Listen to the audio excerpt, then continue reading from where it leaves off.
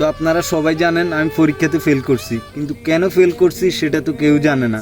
আমার যেদিন আইসিটি পরীক্ষা ছিল সেদিন আমার টিকটক আইডিটা ব্যান্ড হয়ে যায়।